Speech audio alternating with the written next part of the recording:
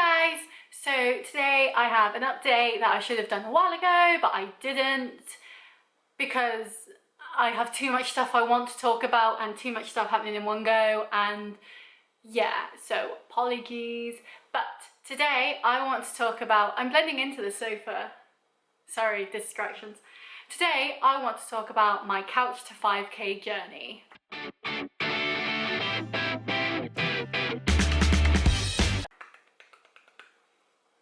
I've lost my mind. So, Couch to 5K, what is it? Well, it's an app, a free app, a brilliant app that is run by the BBC, not sponsored, obviously, who would sponsor me, that takes you from couch to 5K. Now 5K is 5 kilometers. I normally work in miles, but kilometers seems to be the running like standard. So basically in the app you are given 9 weeks to go from a novice beginner runner, I think that's what novice means, to someone who can run either a 5K or run continuously for 30 minutes. So 9 weeks, and it's 3 runs per week. Now, what I love about this app, and the reason you need like headphones and stuff when you go running, is you get your own trainer. So you get to pick your own trainer dependent on who you want to be training you. So they're not all like fitness people, like I think Sarah Mulligan, I think that's her name, is on it. So she's quite fun, and she'll like, I didn't choose her, but she'd like take you through it in a more fun, friendly, like, I don't run either, haha, look at what we're doing sort of way. But yeah, you have plenty of trainers to choose from to take you through your journey, and like the app gives you like a little like congratulations and you're doing great, and like all cute little things like that to keep you motivated. And they also ask you how you feel before and after your run. So you could be like, I feel great before my run, and then it's like, how do you feel now? And you're like, I feel terrible.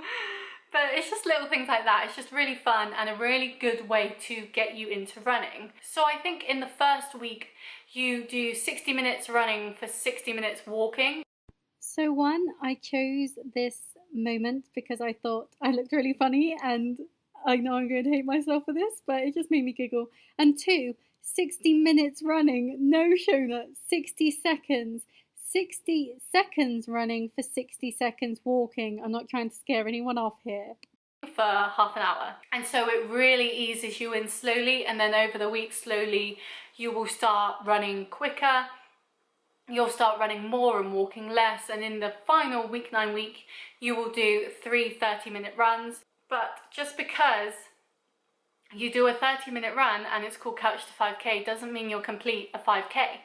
I finished this app a while ago and I only completed a 5K this week. I would get stuck at different levels. So I would get stuck at just over 3K, and then at like 4.8 to 4.9K, I would just get stuck there. I could never hit that 5K. And finally I did it. And part of that was due to the fact that I needed more than half an hour to do a 5K, and that's perfectly fine. But for someone like me who hasn't run properly since 2016 and hates running, to now finding it one of the most therapeutic parts of her day, I think is insane. If it can take me from hating running to loving running, then I'm sure it can take anyone, really. And so I want to share some of my biggest tips and tricks that really helped me with my running, and just talk about why I did it, how it made me feel, and what I'm doing now that I've completed the 9-week course, I guess you could call it. So my biggest tip is music. I love running to music. Music gets me motivated, and I try to find music that I can run to. I have a playlist on Spotify called Running From My Problems because I'm hilarious, and in there is songs ranging from dubstep to rap to hip hop to pop. Anything that has a good beat that you can run to or like keep pace to is brilliant. I found a really good group that is great for running is Little Mix, surprisingly. Fall Out Boy as well are great. They've got a great tempo. Thanks for the Memories is a brilliant song to run to. It gives you so much like get up and go, so much drive to do it. And yeah, music completely transforms your running. I have my music loud enough that I can hear like cars and stuff around me because I run on like main roads in my town, and even though I'm on the path, if I have to cross over the road or whatever, I've got to make sure that no cars are coming, obviously. But I run loud enough that I can't hear myself running, so you don't hear your feet hitting the floor. And so really, if you keep focused ahead or focused just in front of you, you kind of forget you're running, which sounds insane, but it works that way. You're so into the music and so into the moment that you're just going. Another tip that really helped me is setting up a route that would take you on that 5k. Now, when you start in the earlier weeks, you're never going to hit a 5k, of course not, because you're not meant to be.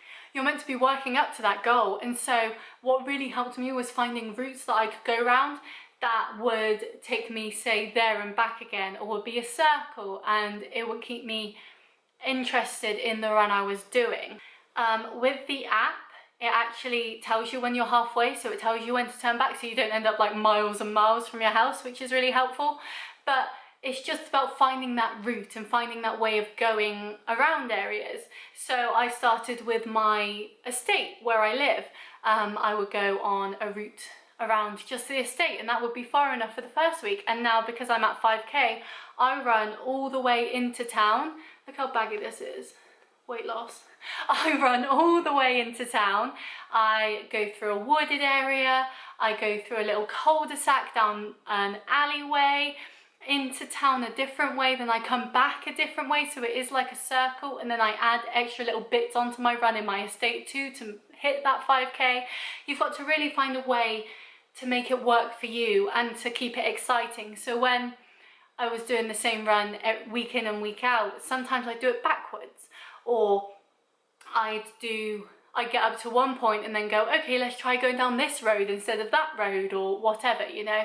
I would always be close enough that when it gets to the end of the run, I wasn't miles and miles away from my house, but it also meant that I was keeping engaged with my running and enjoying my running. And this is a big thing if you're someone like me that doesn't run, is weather. Now, I did one run in the rain. I enjoyed it. I really enjoyed running in the rain, but then running in the sun, I didn't enjoy as much. And that's because the sun sucks. It gets so hot, you're so sweaty, you just feel gross and you just want to give up. So what I've been doing recently, especially when we had that heat wave in England a couple of months back, is I run at dusk. So I see when it's getting dark, and about an hour before it gets dark, I go out for my run. And I find this so much better because the sun is still out, so you feel safe running, there's still people about, but it's much cooler than, say, going at midday or just after work. It's so much nicer to just be running when it's sunny, but when it's cool and there's a breeze, and it's just great. You could also say you could run in the mornings. I'm not a morning person, so running in the evening at dusk is definitely a time that I really like, and you get some like gorgeous views of like the sky changing colour and stuff. It's just lovely. And my final big tip, so I've kind of, I just said fine, sorry.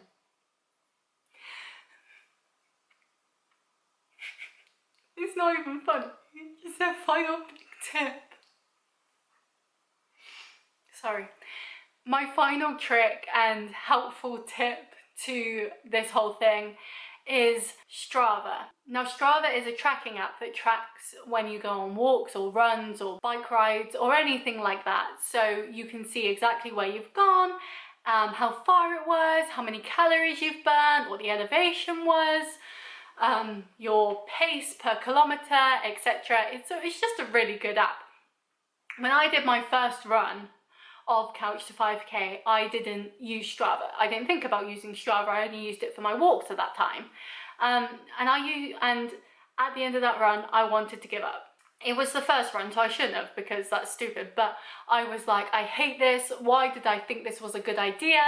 I don't need to run to lose weight. All these things were running through my mind. And then on run 2 of the first week, I did use Strava. And at the end of my run, I took it out of my armband that I keep my phone in, ended the session, and I had ran like 1 to 2 kilometers from memory. It was a good little length. And I thought to myself, this was the motivation that I needed to keep doing this thing. In my first run, I had no idea how far I'd gone, so it didn't feel like I'd done much at all. But in my second run, because I could see how far I had actually gone and how many calories I'd burned, I'm thinking this, even if it takes me a while to get into it, this is such a better thing to do than just sit on the sofa and do nothing. Like, I'm getting my body moving. I might be walking more than I'm running, but I'm still getting my body moving and doing stuff. I realised, no, I'm going to do this, because seeing that number on that screen and thinking, wow, I actually did that far, that's quite impressive on the first, on the second go. It really made me want to keep going. And I also found that with each week that came, it got easier. I enjoyed it more, and I found that it was very therapeutic. If there was stresses going on with work or with my home life or with whatever, if I went out for my run, it was just me, my music, and the road ahead. I didn't think about anything else, and it gave me that half an hour of like pure bliss. Like, your heart hurts from pumping so hard, your ribs are aching from how much your lungs are expanding, you're sweating, you look gross, you probably smell gross, but for that half an hour, you feel so free. You don't have to think about anything apart from you and your running, and it's so nice. And that's the main reason I've kept it up, is because it's just so therapeutic and really clears your head, clears your mind, and makes you realise that all the stresses you have in your life don't really matter that much. And it just makes you feel so much better. So if there's one thing I can take away from the Couch to 5K experience, is it's almost like therapy. It makes you feel so good. And even if you think you're going to hate it, so did I. I did hate it. I wanted to give up after the first day. Like, that's how much like perseverance I have in my body. But I did it. And I was so proud. And that final run on the final day, oh, I remember going down a hill, and I was right next to the main road, and I just raised my arms up and I was like, I've done it. And I was so proud of myself, because I had put 9 weeks, like just over 2 months of effort into something that has completely changed my life. And that's crazy to say, but it really has. It's wonderful. It's such a good experience. And then we get on to, what am I doing now? So when you run Couch to 5K, because you've got to log everything, there is almost a sense of duty. Like, I have to be doing this. Whereas when you finish Couch to 5K, there's no one there really to tell you to do it. It's all on your own back. And yes, you can go back to week 9 and just listen to the same thing week in, week out. And that gets repetitive. And I don't like repetitiveness. I like keeping things fresh and new and different. I have struggled with trying to keep my Couch to 5K up, because there's no one there telling me to do it. It's all off my own back, and you'd think after 9 weeks it'd be like routine. But the second something comes up where you can't do it one evening, or you have to change your days or whatever, it completely throws you. And if I'm honest, it has been really hard. Now, I completed Couch to 5K a month or so ago now, and only this week have I actually done a 5K run. Before that, I get stuck at like 4.9K, and while people were telling me, wow, that's so good, to me that wasn't enough. That wasn't 5, that was 4.9. And so I kept striving, I kept going, and even though I may have missed a few runs here and there, I did finally do it. And so I think it's great to do the Couch to 5K, and it will really get you in that like taste for running and wanting to like do really well. But at the same time, you need that motivation yourself to keep going, because once Couch to 5K ends, you could easily just go back and sit on the couch and never run again.